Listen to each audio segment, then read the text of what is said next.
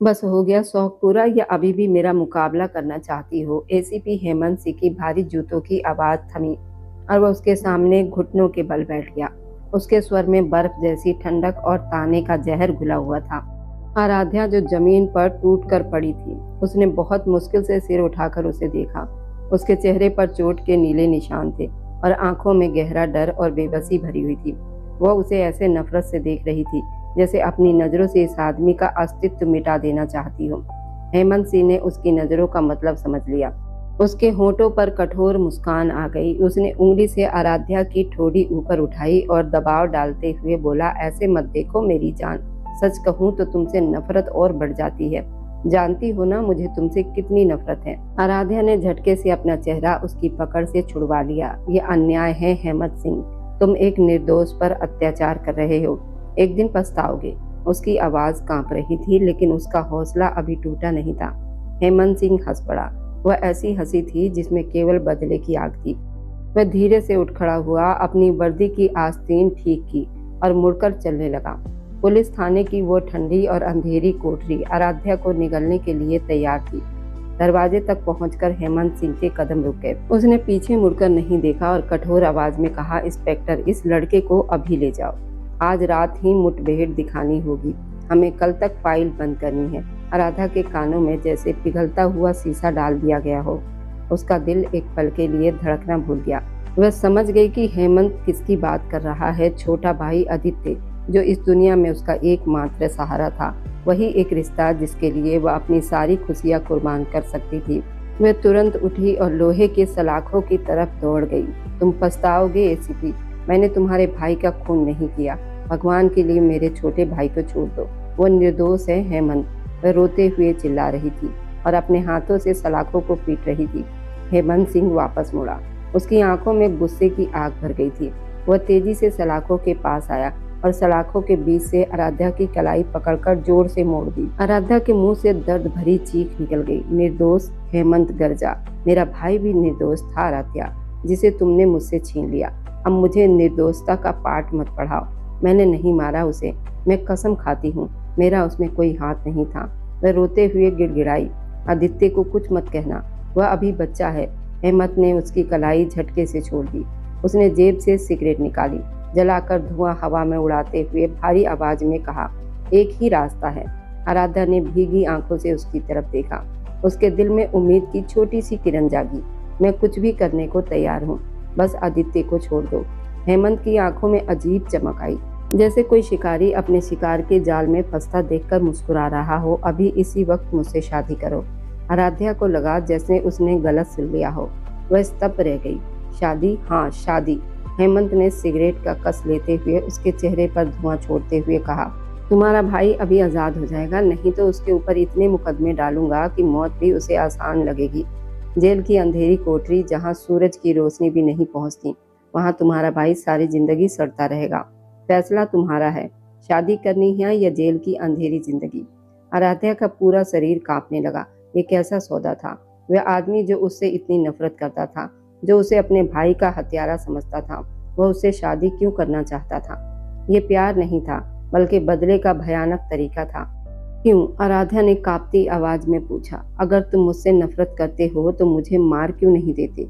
हेमंत सलाखों के पास आया और धीमी आवाज में बोला, अगर तुम्हें मार दूं तो खेल खत्म हो जाएगा। आराध्या, मौत तो एक पल का दर्द है। मैं तुम्हें जिंदगी देना चाहता हूँ, ऐसी जिंदगी जो मौत से भी ज्यादा कठिन होगी।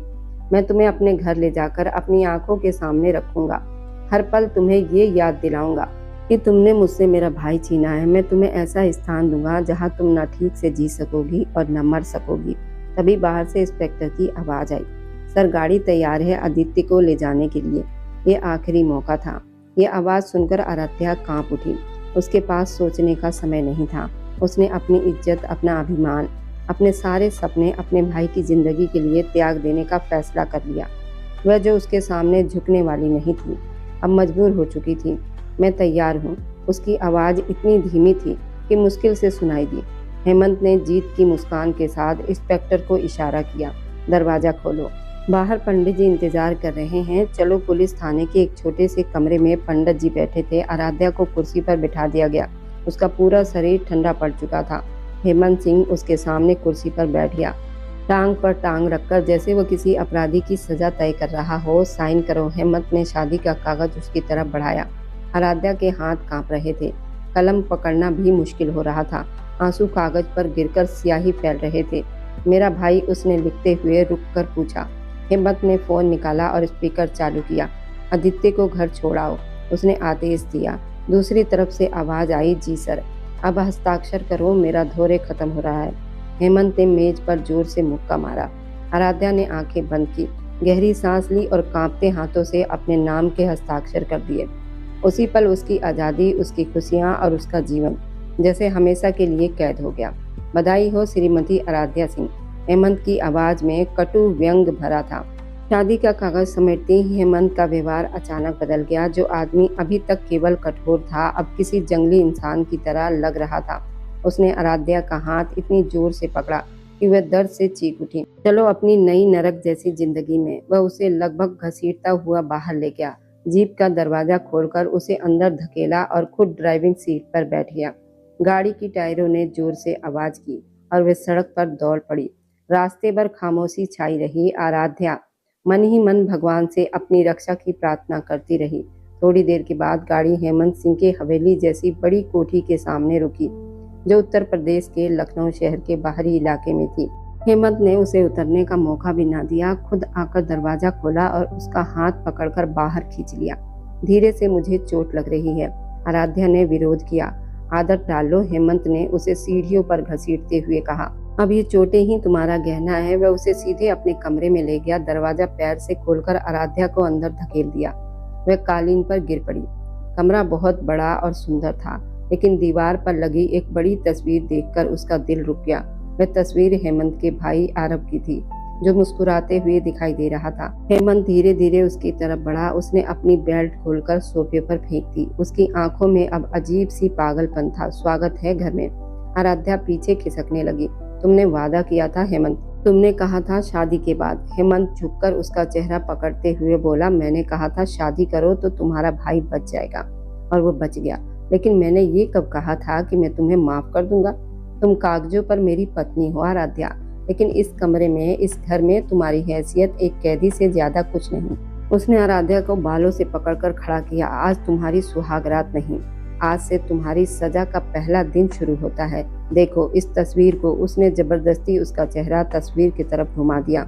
इसे तुमने मारा है, और अब हर दिन हर रात तुम इस तस्वीर के सामने अपने अपराध का बोझ महसूस करोगी। मैंने कुछ नहीं किया, आराध्या चिल्लाई। झूठ। हेमंत ने उसे धक्का दिया। वह दीवार के कोने से टकराई और उसके माथे से खून बहने लगा। आज से तुम इस घर की मालकिन नहीं, बल्कि एक काम करने वाली हो। सुबह 5 बजे से रात 5 बजे तक तुम काम करोगी, और अगर तुमने भागने या किसी से संपर्क करने की कोशिश की तो याद रखना, आदित्य अभी सिर्फ घर पहुंचा है, देश से बाहर नहीं गया। मैं उसे किसी भी समय उठा सकता हूँ। खून उसके गाल पर बह रहा था, लेकिन हेमंत के चेहरे पर जरा भी दया नहीं थी। वह अलमारी की तरफ गया, वहां से एक सफेद गाड़ी निकाली और आराध्या की तरफ फेंक दी। यही अब तुम्हारा कपड़ा है। आज से तुम रंगीन कपड़े नहीं पहनोगी। एक हत्यारे को सजने संवरने का कोई अधिकार नहीं है। आराध्या ने वह सफेद साड़ी अपनी मुट्ठी में कस ली। अभी कुछ देर पहले हुए शादी के मंत्र उसके कानों में गूंज रहे थे, और उसकी जिंदगी का दूसरा और सबसे बड़ा दुख शुरू हो चुका था। वह जानती थी कि ये केवल शुरुआत है। हेमंत सिंह का पागलपन उसे धीरे धीरे तोड़ देगा, लेकिन उसने भी मन में निश्चय कर लिया था कि वह अपनी निर्दोषिता साबित करके ही रहेगी, चाहे इसके लिए उसे किसी भी सीमा तक क्यों न जाना पड़े। हेमंत सिंह कमरे की लाइट बंद करके बाहर निकल गया, और बाहर से दरवाजा बंद करने की आवाज आई। अंधेरे कमरे में आराध्या अकेली रह गई। उसके माथे से खून बह रहा था, आंखों से आंसू। 3 महीने पहले का समय। हटो, रास्ते से हट जाओ। ये मेरा भाई है आरब सिंह। आंखें खोलो यार।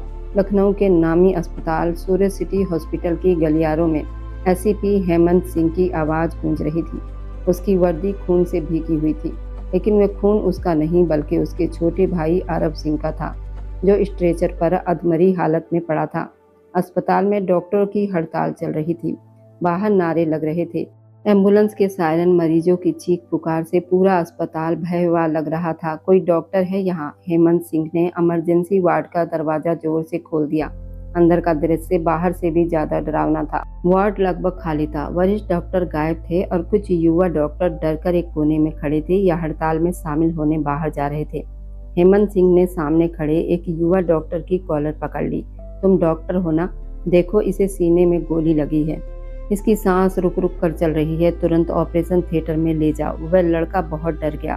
सर, हम कुछ नहीं कर सकते, हड़ताल चल रही है, बड़े डॉक्टरों ने मना किया है। भाड़ में जाए तुम्हारी हड़ताल।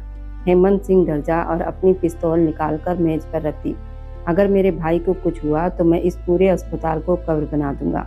मुझे अभी सर्जन चाहिए। अस्पताल का स्टाफ डर गया।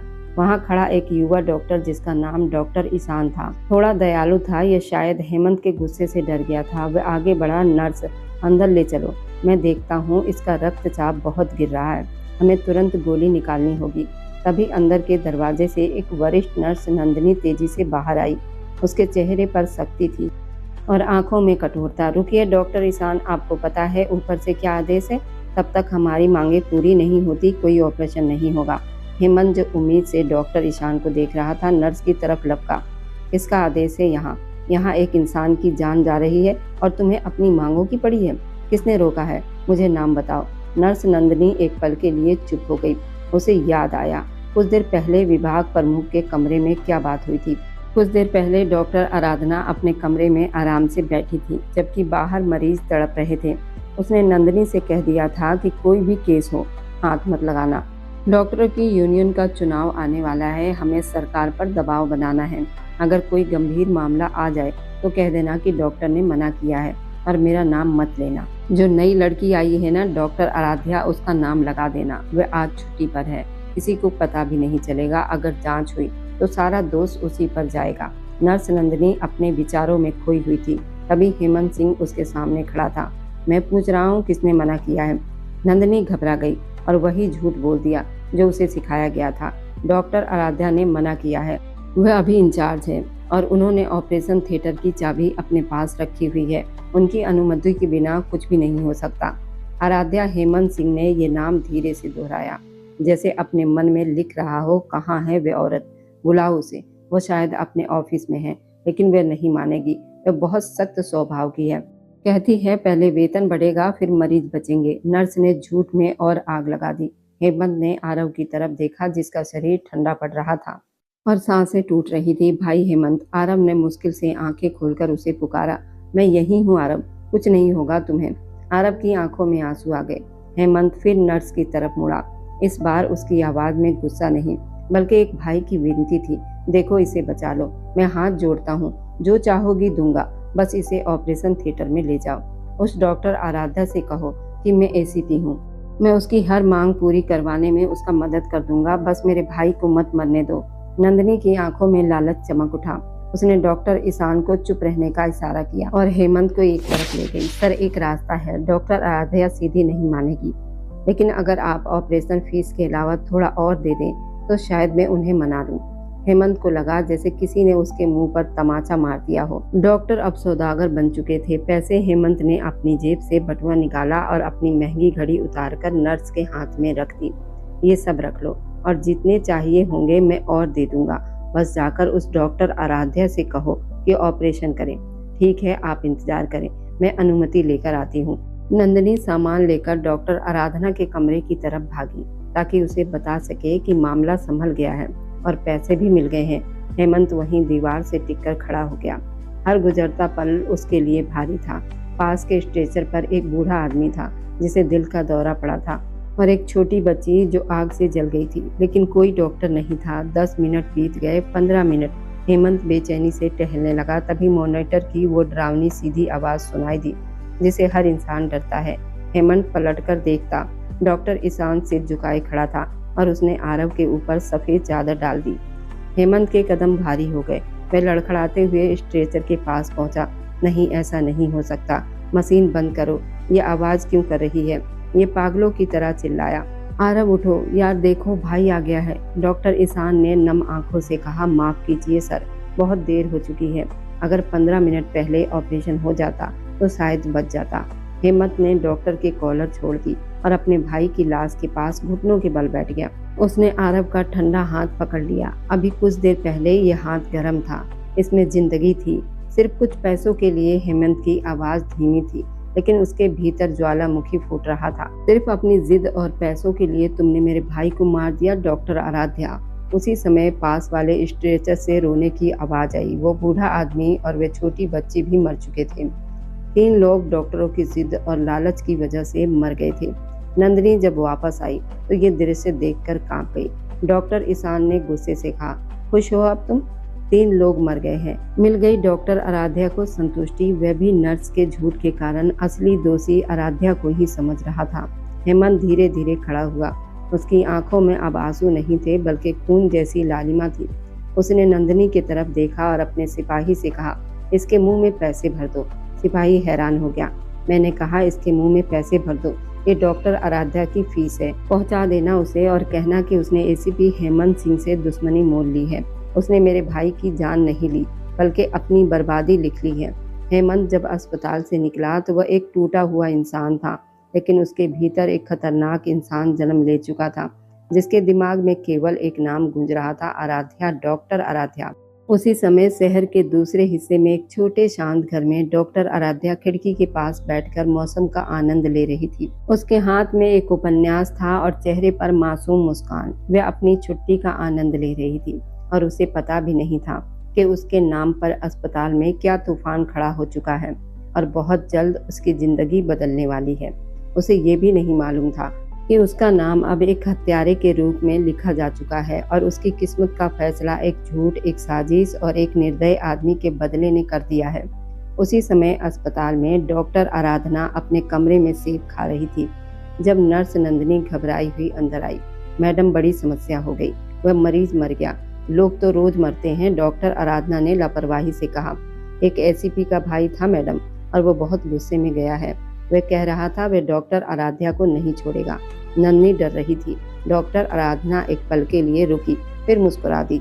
बहुत अच्छा हुआ। अगर पुलिस केस होगा तो रिपोर्ट में किसका नाम आएगा? डॉक्टर आराध्या का, क्योंकि ड्यूटी सूची में मैंने बदलाव कर दिया था और तुमने भी उसका नाम लिया है। हम सब बच गए। लेकिन मैडम, वो लड़की निर्दोष है, नर्स ने डरते हुए कहा। इस दुनिया में निर्दोष होना ही सबसे बड़ा अपराध है नंदिनी। डॉक्टर आराधना ने सेब का टुकड़ा कूड़ेदान में फेंका और कहा, अब जाओ और सबको यही कहना कि डॉक्टर आराध्या ड्यूटी पर थी और उसी ने ऑपरेशन करने से मना किया था। अगर किसी ने सच बोला तो नौकरी चली जाएगी। यही वो साजिश थी जिसने 2 जिंदगी बर्बाद कर दी थी। एक जमीन के नीचे जा चुकी थी और दूसरी एक जिंदा कब्र में जाने वाली थी। 2 महीने बाद। समय का ये छोटा सा दौर कहने में भले छोटा लगे, लेकिन आराध्या के लिए ये 2 महीने 2 सदियों जैसे बीते थे। हेमंत सिंह की हवेली, जो शहर के लोगों के लिए एक शानदार महल थी, आराध्या के लिए किसी यातना गृह से कम नहीं थी। इन 60 दिनों में वह लड़की, जो कभी हंसने मुस्कुराने की आदी थी, बिल्कुल मुरझा सी गई थी। उसका रंग, जो कभी गुलाब की तरह खिलता रहता था, अब पीला पड़ चुका था। आंखों के नीचे काले घेरे बन गए थे, जो उसकी नींद न आने और लगातार रोने की गवाही दे रहे थे। हेमंत सिंह ने अपने बदले में कोई कमी नहीं छोड़ी थी। वह उसे शारीरिक तकलीफ देता, उसका अपमान करता और उसे घर के ऐसे काम करने को मजबूर करता जिन्हें नौकर भी करने से कतराते थे। लेकिन आराध्या के होठों पर चुप्पी की मोहर लग चुकी थी। ना कोई शिकायत, ना कोई विरोध और ना ही हेमंत से दया की उम्मीद। बस एक मशीन की तरह काम करती रहती। सुबह 5 बजे से रात देर तक वह चलती फिरती लाश जैसी बनी रहती। उसका एकमात्र सहारा उसका भगवान था। जब भी उसे हेमंत के अत्याचार से थोड़ी राहत मिलती, वह मुंह हाथ धोकर भगवान के सामने बैठ जाती। गीता का पाठ और भगवान के सामने बहने वाले आंसू ही उसके लिए मरहम थे। आज भी रोज की तरह रात 10 बजे तक आराध्या सारा काम खत्म करने के बाद अपने कमरे में आसन बिछाकर बैठी थी। वह गीता का पाठ कर रही थी। उसकी आवाज में गहरा दर्द और पश्चाताप था। हेमंत सिंह थका हुआ लौटा था। वह अपने कमरे की ओर जा रहा था, तभी उसे धीरे से मंत्र पढ़ने की आवाज सुनाई दी। वह रुक गया। ये आवाज उसी कमरे से आ रही थी जहां आराध्या बंद थी। हेमंत के माथे पर बल पड़ गए। ये लड़की अभी तक अपने नाटक से बाज नहीं आई। वह बड़बड़ाया। उसे आराध्या की पूजा पाठ से भी चिढ़ होती थी। उसे लगता था कि एक हत्यारे को ये अधिकार नहीं है कि वे इतने शांत मन से भगवान को याद करे। वह गुस्से में तेज कदमों से दरवाजे तक पहुंचा और बिना खटखटाए दरवाजा खोल दिया। अंदर का दृश्य देखकर वह एक पल के लिए रुक सा गया। आराध्या सफेद साड़ी में लिपटी हुई उसके सामने गीता खुली हुई थी और वह आंखें बंद करके धीरे धीरे पढ़ रही थी। उसके चेहरे पर एक अजीब सी शांति थी, जबकि उसकी आंखों से आंसू बह रहे थे। हेमंत को उसके चेहरे का ये सुकून बिल्कुल पसंद नहीं आया। उसने आगे बढ़कर दरवाजे को जोर से ठोकर मारी। आराध्या घबरा गई। गीता गिरने ही वाली थी। उसने तुरंत उसे पकड़ लिया और सीने से लगा लिया। वह डर भरी नजरों से हेमंत को देखने लगी। आप क्या कर रहे हैं? उसकी आवाज कांप रही थी। तुम क्या कर रही हो? हेमंत उसके सामने खड़ा कर जा। किसे धोखा दे रही हो ये सब करके? मुझे या दुनिया को या अपने भगवान को? आराध्या ने आदर से गीता को ऊंची जगह पर रखा और फिर उसकी तरफ मुड़ी। उसने नजरें झुका ली। मैं किसी को धोखा नहीं दे रही। ये मेरी पूजा है। ये मेरे और मेरे भगवान के बीच की बात है। तुम्हारे और तुम्हारे भगवान के बीच की बात है। हेमंत ने व्यंग से हंसते हुए कहा। उसने आराध्या का हाथ पकड़कर उसे खड़ा कर दिया। उसकी पकड़ इतनी सख्त थी कि आराध्या को लगा उसकी हड्डी टूट जाएगी। एक हत्यारे का भगवान से क्या संबंध हो सकता है? आराध्या, तुमने मेरे भाई की जान ली है। एक हंसते खेलते इंसान को मार डाला और अब यहाँ भगवान के सामने बैठकर मासूम बनने का नाटक कर रही हो। आराध्या ने दर्द सहते हुए उसकी आंखों में देखा। 2 महीने में पहली बार उसने उसकी आंखों में आंखें डालकर देखने की हिम्मत की थी। मैंने नहीं मारा। उसकी आवाज धीमी लेकिन मजबूत थी। बकवास बंद करो। हेमंत ने उसे जोर से छोड़ दिया। आराध्या दीवार से जा टकराई। तुम्हारी ये बेचारगी, ये आंसू और ये पूजा मुझे और गुस्सा दिलाते हैं। मुझे लगता है तुम बहुत बड़ी नाटकबाज हो। तुमने अस्पताल में भी सबको बेवकूफ बनाया, अब यहाँ भी। लेकिन याद रखना, एसीपी हेमंत इतनी आसानी से धोखा नहीं खाता। मैं तुम्हारे इस मासूम चेहरे के पीछे छिपे सच को पहचानता हूँ। आराध्या ने गहरी सांस ली। वह थक चुकी थी। रोज रोज का अपमान और रोज रोज के ताने, आज उसके धोरे की सीमा टूटने लगी थी। आप एसीपी है ना हेमंत साहब? उसने अचानक पूछा। हेमंत उसके बदले हुए स्वर से चौंक गया। हाँ हूँ तो फिर आपकी जांच इतनी कमजोर कैसे हो सकती है? हेमंत को लगा जैसे उसे चुनौती दे गई हो। वह गुस्से से उसकी तरफ बढ़ गया। क्या मतलब तुम्हारा? आराध्या अब डरी नहीं। उसने दीवार का सहारा छोड़ा और सीधी खड़ी हो गई। मतलब ये कि आपको वही सच दिखाई दे रहा है जो आपको दिखाया गया है। आपने फैसला सुना दिया, सजा दे दी और मुझे अपराधी मान लिया। लेकिन क्या आपने एक बार भी ये जानने की कोशिश की कि उस रात सच में क्या हुआ था? मुझे सब पता है। हेमंत उसकी बातें सुनकर हैरान रह गया था। क्या हेमंत उसकी बातों को मान चुका था या नहीं? आखिर कातिल कौन था और कौन इस सब का जिम्मेदार था? ये कहानी आगे बहुत रहस्यमयी और दिलचस्प होने वाली है। क्या सच पता चलने पर आराध्या हेमंत को छोड़कर चली जाएगी या फिर कुछ और होगा? और मेरी वीडियो आप लोग जहां कहीं से भी देखते हैं, कमेंट में अपने शहर और राज्य का नाम जरूर बताइए। मुझे आप लोगों के कमेंट पढ़ने में बहुत आनंद आता है और मैं उन सभी का बहुत बहुत धन्यवाद करना चाहती हूँ जो लोग मेरी वीडियो को देखते हैं, लाइक करते हैं और शेयर करते हैं। अगर आपको आज की कहानी पसंद आई है तो वीडियो को जरूर लाइक कीजिएगा और अपने दोस्तों के साथ शेयर भी कीजिएगा। और हाँ, अगर आपने अभी तक हमारे चैनल को सब्सक्राइब नहीं किया है तो जरूर सब्सक्राइब कर लें। मिलते हैं हम अपनी कल की एक और नई दिलचस्प कहानी के साथ। मुझ पर सदा अपना प्यार और स्नेह बनाए रखें। सभी को मेरा प्यार भरा नमस्कार दोस्तों। खुश रहें, स्वस्थ रहें, मुस्कुराते रहें।